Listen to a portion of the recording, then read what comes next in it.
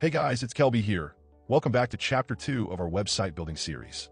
In the previous video, we talked about domains and how to choose the right one. Now it's time to move on to the next major part, hosting. Hosting is basically the space on a server where all your website files are stored.